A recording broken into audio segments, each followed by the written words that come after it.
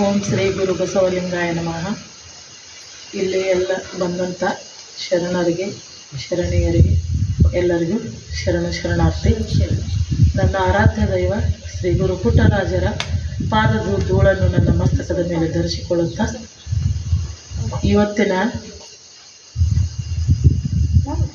ಇವತ್ತಿನ ಪಾದಯಾತ್ರೆ ಪ್ರತಿ ಸಲ ನಾವು ಗಿರ್ಜಮ್ಮಕ್ಕನ ಜೊತೆ ಬರಬೇಕು ಅಂದ್ಕೊತಿದ್ವಿ.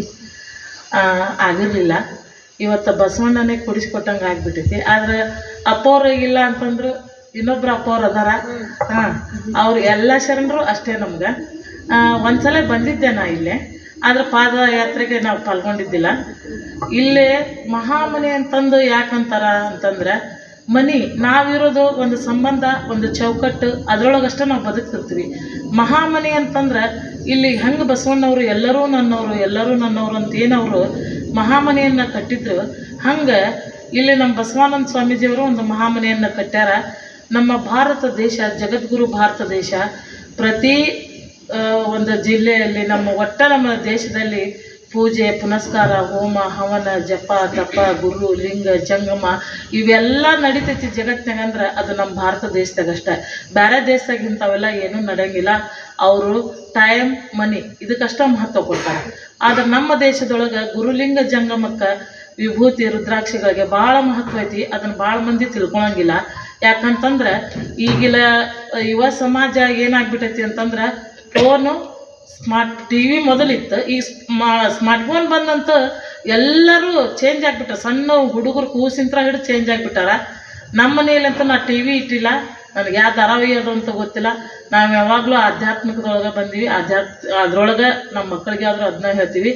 ನೀವು ನಿಮ್ಮ ಮನೆಯಲ್ಲಿ ಹೇಳೋದೊಂದೇ, ನಾ ಎಲ್ಲರಿಗೂ ಇಲ್ಲಿ ತಾಯಂದರಿಗೆ ಮತ್ತು ನಮ್ಮ ಸಹೋದರರಿಗೆ, ಮನೆಯಲ್ಲಿ ಮಕ್ಕಳಿಗೆ ಒಳ್ಳೆಯ ಸಂಸ್ಕಾರ ಕೊಡ್ರಿ. ಗುರುವಿನ ಸಾನ್ನಿಧ್ಯದೊಳಗೆ ಇರುವಂಥ ಒಂದು ಸಂಸ್ಕಾರ ಕೊಡ್ರಿ.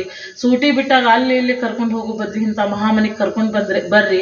ಅವ್ರಿಗೆ ಬಸವಣ್ಣವ್ರು ಯಾರು, ಅವ್ರು ಹೆಂಗಿದ್ರು, ಅವರು ಹೆಂಗೆ ಕ್ರಾಂತಿ ಮಾಡಿದರು, ಅದನ್ನು ನಾವು ಓದಿ ತಿಳ್ಕೊಬೋದು, ನೋಡಿ ತಿಳ್ಕೊಬೋದು. ಆದರೆ ಅದನ್ನು ಫೋನ್ಯಾಗ ಅಂಥವೆಲ್ಲ ನೋಡೋದಿಲ್ಲ ಈಗ ಯಾರು. ನಾನು ಬಸವಣ್ಣವ್ರ ಬಗ್ಗೆ ಹೇಳ್ಬೇಕಂತಂದ್ರೆ ಭಾಳ ವಿಷಯ ಅವ್ರ ಬಗ್ಗೆ ಹೇಳ್ತಾ ಕುಂತ್ರೆ ಇವತ್ತೊಂದು ದಿವ್ಸ ಮುಗಿಯಂಗೇ ಇಲ್ಲ. ಅದು ಅಂಥ ಒಂದು ವ್ಯಕ್ತಿತ್ವ ಬಸವಣ್ಣವ್ರದ್ದು. ಅವರು ಬರೀ ನಮ್ಮಂಗೆ ನಿಮ್ಮಂಗೆ ಸಾಮಾನ್ಯ ವ್ಯಕ್ತಿ ಅಲ್ಲ. ಸದಾ ಪರಶಿವನ ಮುಂದೆ ಕುಳಿತಂಥ ನಂದಿಯೇ ಭೂಲೋಕಕ್ಕೆ ಮನುಕುಲದ ಉದ್ಧಾರಕ್ಕಾಗಿ ಜನಿಸಿ ಬಂದಾರ. ಅಂಥ ಒಂದು ಬಸವಣ್ಣನವರು ಸತ್ಯ, ನಿಷ್ಠೆ, ಪ್ರಾಮಾಣಿಕತೆ ಹೆಂಗಿದ್ರು ಅನ್ನೋದು ಅವ್ರನ್ನೂ ನಾವು ತಿಳ್ಕೊಬೇಕು. ಅವರು ಬರೆದಂಥ ವಚನಗಳಿಂದ ನಾವು ಕಲ್ಕೋಬೇಕು. ಕಳಬೇಡ ಕೊಲಬೇಡ ಹುಸಿಯ ನುಡಿಯಲು ಬೇಡ ಅಂತೇನು ಒಂದು ವಚನ ಐತಿ. ಅದು ಒಂದು ವಚನ ಸಾಕು ನಮ್ಮ ದಾರಿದೀಪ ಆಗಕ್ಕೆ. ನಾವು ಹೆಂಗೆ ಬದುಕಬೇಕು, ನಾವು ಹೆಂಗೆ ಬಾಳಬೇಕು ಅನ್ನೋದು ಆ ಒಂದು ಒಂದು ವಚನ ನನ್ನ ಜೀವನದೊಳಗೆ ಭಾಳ ನನಗದು ಇಷ್ಟ ಆದಂಥ ವಚನ. ಆಮೇಲೆ ನುಡಿದಂತೆ ನಡೆ, ಕಾಯಕವೇ ಕೈಲಾಸ, ಸಾಕಷ್ಟು ವಚನಗಳು ಭಾಳಷ್ಟು ಕಳೆದು ಹೋದು. ಇದ್ದಿದ್ವು 15,000 ಇರಬೇಕು ಅವ್ರ ವಚನಗಳು ಬದುಕುಳಿದಿದ್ವು. ಅಂಥವು ಈಗಿನ ಹುಡುಗರಿಗೆ ಒಂದು ವಚನ ಹೇಳಕ್ಕೆ ಬರೋಂಗಿಲ್ಲ. ನಾವು ಮನೆಯಲ್ಲಿ ಮಹಾಮನೆ ಅಂತಂದು ನಮ್ಮ ಯಳವತ್ತಿ ಗ್ರಾಮದೊಳಗೆ ಪ್ರತಿ ಶನಿವಾರ ಅಂದ್ರೆ ಹುಡುಗರು ಸ್ಕೂಲ್ ಬಿಟ್ಟಿರ್ತೈತಿ, ಸಾಯಂಕಾಲ ಅವರು ಫ್ರೀ ಇರ್ತಾರಂದ್ರೆ ಶನಿವಾರಕ್ಕೊಮ್ಮೆ ಮಾಡೇವಿ ನಾವು ಒಂದು 3-4 ಜನ ಅಷ್ಟೇ. ನಮ್ಗೆ ಬಸವಣ್ಣವ್ರು ಸೀಮಿತ ಏನೋ ಅನ್ನುವಂಗೆ ಮಾಡ್ತಾರೆ. ಯಾಕಂದ್ರೆ ಭಕ್ತಿ ಇಲ್ಲ. ಎಲ್ಲಿಗ ಭಕ್ತಿ ಅನ್ನೋದು ಹೋಗ್ಬಿಟ್ಟೈತಿ. ಈಗ ಗುರುಲಿಂಗ ಜಂಗಮರಲ್ಲಿ ಭಕ್ತಿ ಇಲ್ಲ, ಎದರಲ್ಲಿ ಭಕ್ತಿ ಇಲ್ಲ. ಇನ್ನೊಬ್ರಿಗೆ ಯಾಕೆ ಕೊಡ್ಬೇಕು, ಇನ್ನೊಬ್ರಿಗೆ ಯಾಕೆ ಮಾಡ್ಬೇಕು, ನಾವು ಯಾಕೆ ಅಲ್ಲಿ ಹೋಗ್ಬೇಕು, ಅವ್ರನ್ನ ಯಾಕೆ ಮಾತಾಡ್ಸ್ಬೇಕು, ಇವ್ರನ್ನ ಯಾಕೆ ಮಾತಾಡ್ಸ್ಬೇಕು, ಅವ್ರು ನಮ್ಗೆ ಕರೆದಿಲ್ಲ, ಇವ್ರು ನಮ್ಗೆ ಕರೆದಿಲ್ಲ, ಬರೀ ಇದರಲ್ಲೇ ಜೀವನ ಕಳೆಯೋದು. ಎಷ್ಟೋ 84 ಲಕ್ಷ ಜೀವರಾಶಿ ದಾಟಿ ಮಾನವ ಜನ್ಮಗೈತಿ. ಇಂಥ ಒಂದು ಶ್ರೇಷ್ಠವಾದ ಜನ್ಮನ ಎಷ್ಟು ಹೆಂಗೆಂಗೋ ಕಳೀತಾರ. ಈಗಿನ ಯುವಜನತೆ ಕಳೆದು ನೋಡ್ಬಿಟ್ರಂತ ನಂಗೆ ಭಾಳ ನೋವಾಕತಿ. ಅದಕ್ಕೆ ಇಂಥ ಒಂದು ಭಕ್ತಿಯ ಮಾರ್ಗದಲ್ಲಿ ಬಸವಣ್ಣನವರು ಎಷ್ಟು ಶರಣರನ್ನಾಗಿ ಮಾಡಿದರು, ವೇಶ್ಯರನ್ನು ಬದಲಾಯಿಸಿದರು. ಆಮೇಲೆ ಒಬ್ಬ ರಾಜ, ಕಾಶ್ಮೀರ, ಎಲ್ಲಿಯ ಮಹಾಮನೆ, ಎಲ್ಲಿಯ ಬಸವತತ್ವ ಅವ್ರಿಗೆ ಎಲ್ಲಿ ಗೊತ್ತಿತ್ತು. ಅಂಥ ಒಬ್ಬ ಮಾಂಡವ್ಯಪುರದ ರಾಜ ಮೊಳಗೆ ಮಾರಾಯಾಗಿ ಪರಿವರ್ತನೆ ಆದ. ಯಾಕಾದ? ಶರಣರ ಒಂದು ಸಾನ್ನಿಧ್ಯದೊಳಗವಾದ. ಹಂಗೆ ಶರಣರ ಸಾನ್ನಿಧ್ಯದೊಳಗೆ ನಂದು ಅನ್ನುವಂಥ ಮಹಾರಾಜರು ಸಹಿತ ಸಾದಾ ಸೀದಾ ಜೀವನವನ್ನು ಸಾಗಿಸಿದ್ರು. ಯಾಕೆ ಸಾಗಿಸಿದ್ರು ಅಂದರೆ ಅವ್ರಿಗೆ ಶರಣರ ಮಹತ್ವ ಗೊತ್ತಿತ್ತು. ಆಮೇಲೆ ಇಲ್ಲಿ ಮುಖ್ಯವಾಗಿ ಅಜ್ಜವ್ರದ್ದು ಏನಂತಂದ್ರೆ ಆರೋಗ್ಯವೇ ಭಾಗ್ಯ. ಆ ಭಾಗ್ಯ ಇಲ್ಲಂದ್ರೆ ನಮ್ದು ಎಷ್ಟು ಇದ್ರೂ ಆರೋಗ್ಯನ ನಮ್ಮ ಹಂತಲಿಂದ ಇಲ್ಲಾಂದ್ರೆ ಉಪಯೋಗ ಆಗಂಗಿಲ್ಲ. ಹಂಗೆ ಒಂದು ಉಪವಾಸ ಮಾಡಿರಿ, ಆರೋಗ್ಯ ಇರ್ರಿ, ಶರಣರ ಸಾನ್ನಿಧ್ಯದೊಳಗೆ ಇರ್ರಿ ಅಂತಂದು ಇಂಥ ಒಂದು ಮಹಾಮನೆ ಕಟ್ಟಾರ. ಇಲ್ಲಿ ಬಂದು ನೋಡಿದ್ರೆ ನಮಗೂ ಮನೆ ಐತಿ, ಗಂಡ ಮಕ್ಕಳು ಅದರ, ನಮ್ಮ ಸಾಲ ಐತಿ, ನಮ್ದು ಅದು ಐತಿ, ನಮ್ಮ ಗಳಿಕೆ ಐತಿ, ಯಾವುದು ನಮಗೆ ಗೊತ್ತನೇ ಆಗಂಗಿಲ್ಲ. ಇಲ್ಲ ಎಲ್ಲ ಮರ್ತು ಬಿಡ್ತೀವಿ ಅಂತ ಅಷ್ಟು ಒಂದು ಶರಣರ ಸಾನ್ನಿಧ್ಯದೊಳಗೆ ಖುಷಿ ಐತಿ. ನಂದು ಒಂದು ವೈಯಕ್ತಿಕ ಉದಾಹರಣೆ ಹೇಳ್ಬೇಕಂದ್ರೆ, ನನಗೆ ಬಸವಣ್ಣವ ಅಂತ ಹೆಸರಿಟ್ರು. ನಮ್ಮ ಮಂದಿಯವ್ರು ಬಸವಣ್ಣ.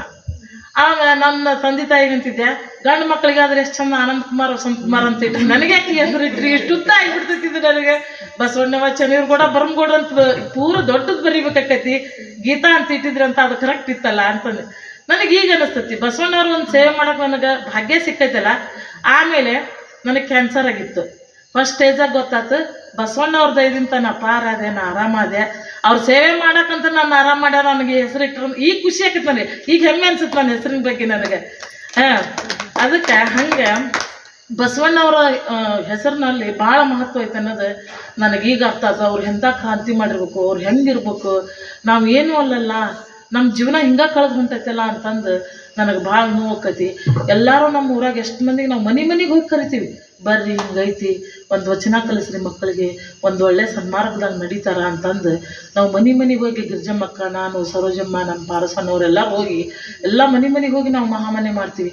ಅಂಥದ್ದು ಎಲ್ಲರೂ ಇದನ್ನು ತಿಳ್ಕೊಬೇಕು. ನಾವು ತಿಳ್ಕೊಂಡಾಗ ಮಾತ್ರ ನಾವು ಒಂದು ಒಳ್ಳೆ ಮಾರ್ಗದಾಗ ಒಳ್ಳೆ ಜೀವನ ನಡೆಸೋಕ್ಕೆ ಸಾಧ್ಯ. ಎಷ್ಟೋ ಕಡೆ ಕೊಲೆ ಸುಲಿಗೆಗಳಾಕ್ಕವು.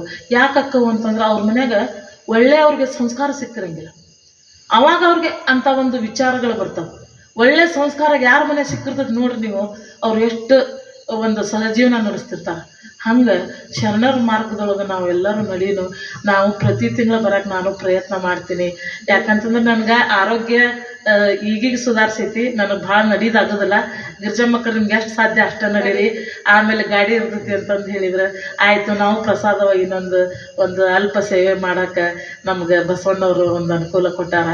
ಅದಕ್ಕೆ ಎಲ್ಲರೂ ಇದನ್ನು ನಾವು ಸದುಪಯೋಗ ಪಡಿಸ್ಕೊಳ್ಳೋ. ನಾವು ಹೋಗಿ ಎಲ್ಲರಿಗೂ ಹೆಚ್ಚು ಜನರಿಗೆ ಎಲ್ಲರಿಗೂ ಹೇಳ್ತೇವೆ, ಮುಂದಿನ ಸಲ ಹೆಚ್ಚು ಜನ ಕರ್ಕೊಂಡ್ಬರ್ತೇವೆ ಅಂಥೇಳಿ ನನಗೆ ಅವಕಾಶ ಮಾಡಿಕೊಟ್ಟಿದ್ದಕ್ಕೆ ಎಲ್ಲರಿಗೂ ಶರಣ.